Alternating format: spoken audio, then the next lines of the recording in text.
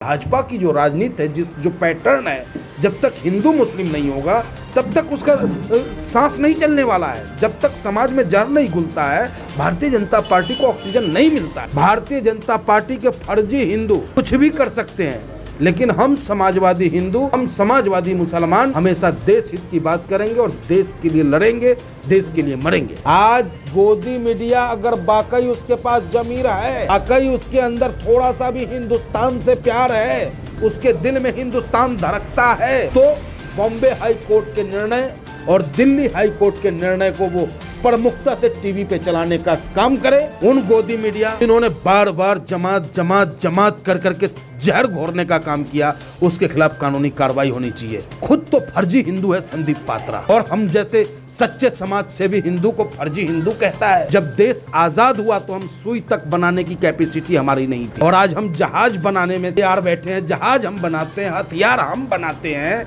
और वो आज अचानक 6 साल से सरकार में आया है और कहता है कि 70 साल से कुछ नहीं हुआ।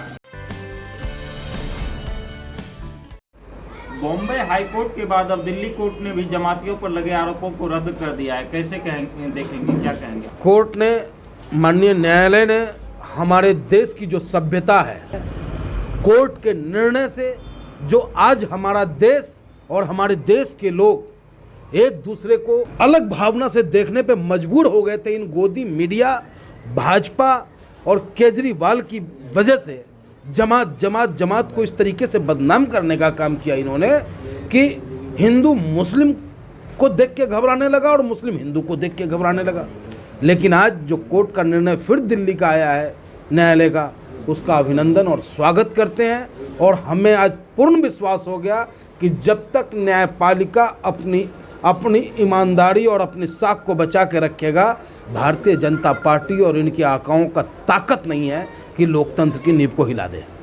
ये जो हिंदू मुसलमान का माहौल बनाया जाता है, ये तो क्या ये जानबूझ के बनाया गया था? भारतीय जनता पार्टी ने देखा कि भाई हिंदू अमीर मुस्लिम गरीब की मदद कर रहा है, मुस्लिम अमीर गरीब हिंदू की मदद कर रहा है, तो इसकी राजनीति खत्म हो जाएगी। भाजपा की जो राजनीति है, जो पैटर्न है, जब तक हिंदू मुस्लिम नहीं होगा तब तक उसका सांस नहीं चलने वाला है। जब तक समाज में जहर नहीं घुलता है, भारतीय जनता पार्टी को ऑक्सीजन नहीं मिलता है। इसलिए भारतीय जनता पार्टी ने इस तरीके का घटिया काम किया, जबकि जमात कोई गलत काम नहीं करता है, धार्मिक व्यक्ति कोई गलत काम नहीं करता है। जो आसाराम बापू होगा वो कुछ भी कर सकता है ना? आसाराम बापू जैसे लोग कुछ भी कर सकते हैं। भारतीय जनता पार्टी के फर्जी हिंदू कुछ भी कर सकते हैं, लेकिन हम समाजवादी हिंदू, हम समाजवादी मुसलमान हमेशा देश हित की बात करेंगे और देश के लिए लड़ेंगे, देश के लिए मरेंगे। उस समय की बात करें तो भाजपा के सारे नेता गोली मारने की बात करते थे जमातियों को। क्या इस तरह की राजनीति भारतीय जनता पार्टी करती है? क्या कहेंगे? भारतीय जनता पार्टी तो आपने देखा कि चुनाव के वक्त भी, दिल्ली में चुनाव हो रहा, वहां भी गोली चलाने की बात की। सीए एनआरसी पे आपने देखा किस तरीके की बात की इन लोगों ने, पूरे दिल्ली को जला दिया इन्होंने। दिल्ली में जलने वाला न हिंदू था न मुसलमान था, वो इंसान था जो रो रहा था, जो अपने बाप से महरूम हो गया, जो पत्नी का सुहाग गुजर गया, कितनी माओं की गोदे सुनी हो गई। वो सिर्फ और सिर्फ भाजपा की जहरीली नीतियों की वजह से ऐसा हुआ, जो कि काफ़ी दुखद है। और मैं यही कहूँगा कि ये मेरे भाई भाजपा वालों, देश रहेगा तो राजनीति कर लेंगे हम, देश को मत तोड़ो। भारत माँ के 4 संतान हैं, इस 4 संतान में से अगर कोई एक भी संतान की आंखों से आंसू टपकेगा तो मेरी भारत माता रोएगी। भाई, मेरी भारत माता को मत रुलाओ, मत रुलाओ। मीडिया ने जमातियों को आतंकवाद से जोड़ा, पार्टी तो पार्टी मीडिया भी इस हद तक गिर गई है। क्या कहेंगे आप? गोदी मीडिया गोद में खेल रहा है साहब, ठीक है ना? नोटवा भी चल रहा है और बढ़िया टीआरपी के चक्कर में अपना काम कर रहा है। आज गोदी मीडिया अगर वाकई उसके पास जमीर है, वाकई उसके अंदर थोड़ा सा भी हिंदुस्तान से प्यार है, उसके दिल में हिंदुस्तान धड़कता है, तो बॉम्बे हाई कोर्ट के निर्णय और दिल्ली हाई कोर्ट के निर्णय को वो प्रमुखता से टीवी पे चलाने का काम करे, जिससे जो खाई पटी है हमारा, जो खाई इन्होंने डाला है हिंदू और मुस्लिम का हमारे हिंदुस्तान के अंदर में, वो पट जाए, हिंदुस्तान की एकता भाईचारा मजबूत हो। यह अपील करता हूं गोदी मीडिया से। अगर गोदी मीडिया ऐसा नहीं करता है तो याद रखना आप, और मैं आपके माध्यम से गोदी मीडिया वालों से कहना चाहता हूं कि आने वाले चुनाव में जिस क्षेत्र में भी जाओगे तुम, गोदी मीडिया वालों, लोग तुम्हारा इंतजार कर रहे हैं, क्योंकि अब वो खाई पट चुकी है। हिंदू मुस्लिम वाली जो खाई तुमने बनाई थी वो पट गई, सब एक हो गया, और एकता में बहुत बल होता है। तुम्हारा बहुत बेहतरीन स्वागत करेगा हिंदुस्तान की जनता।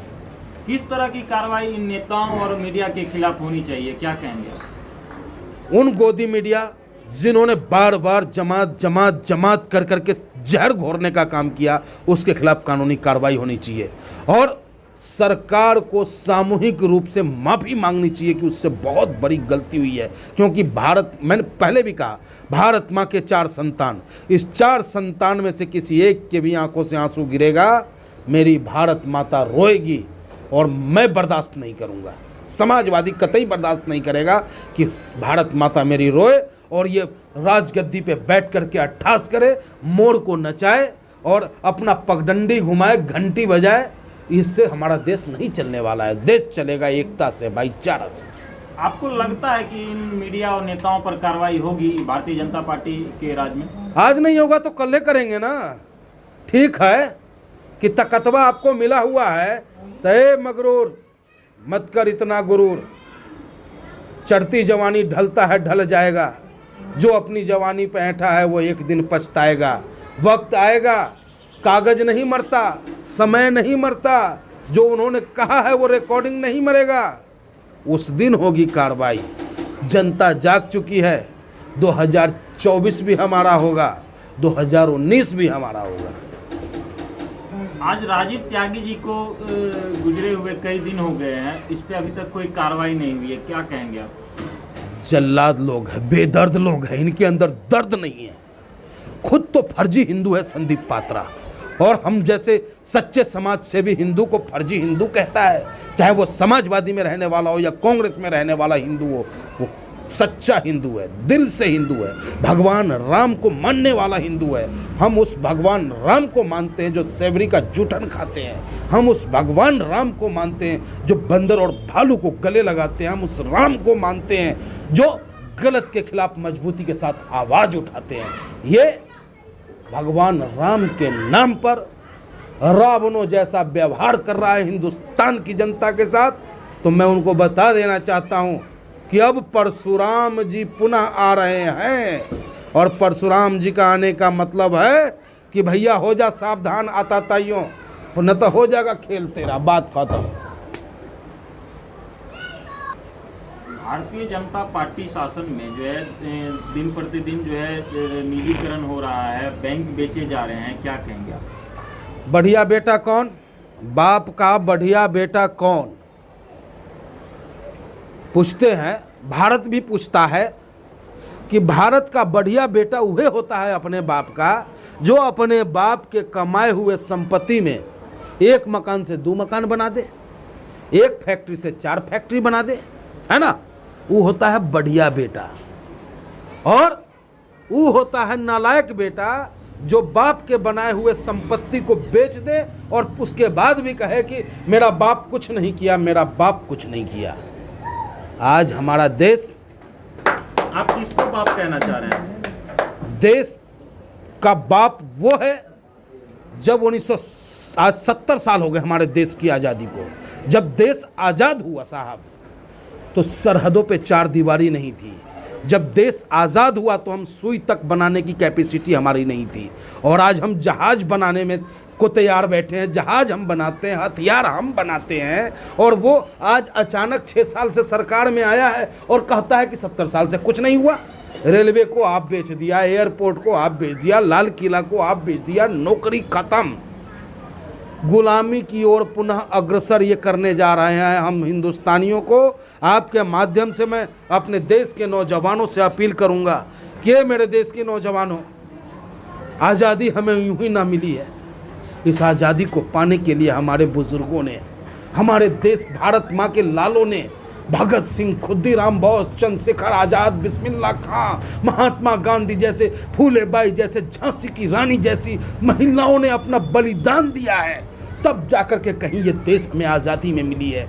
और फिर आज आप अंधभक्ति में पड़ करके देश बिकता जा रहा है, हर हाथ बेरोजगार हो रहा है, लोगों के हाथ में काम नहीं है भाई, परेशान मध्यम वर्गीय लोग आत्महत्या करने को बेआतुर, किसान जिस देश का परेशान हो, जिस देश में किसान खुशहाल नहीं हो सकता, जिस देश के नौजवानों के हाथों में कारोबार नहीं हो सकता, वो देश कभी तरक्की नहीं करेगा। और ये भारतीय जनता पार्टी की सोच है कि युवाओं को बस इतने तक ही सीमित रखो कि वो हमारा झंडा उठा सके, गरीबों को इतना ही दो कि वो जिंदा रह सके, किसानों को इतना ही दो कि वो खा करके हमसे ज़्यादा सवाल करने की ताकत न रखे। आज कई 100 करोड़ रुपया किसानों का बकाया है उत्तर प्रदेश में। कहाँ है ये किसान प्रेमी सरकार? और स्लॉटर की बात करते हैं, मैं बताना चाहता हूँ आपसे कि जब चुनाव आया उत्तर प्रदेश का तो स्लॉटर बंद करा देंगे, स्लॉटर बंद करा देंगे। आज इन्हीं के लोग स्लॉटर चलाने का काम कर रहे हैं और हिंदू भाइयों को भड़का करके उनके मत का हरण कर रहे हैं, जिसका कि विरोध हम करते हैं। और अपने देश के नौजवानों से अपील करते हैं कि मेरे भाई, भारत माँ के अगर आप सच्चे सपूत हो, आप चाहते हो कि हमारा देश भगत सिंह के स्वप्न जैसा हो, महात्मा गांधी के जैसा हो, तो आप सरकार की गलत नीतियों के खिलाफ अपनी आवाज़ को बुलंद करो। बहुत बहुत धन्यवाद।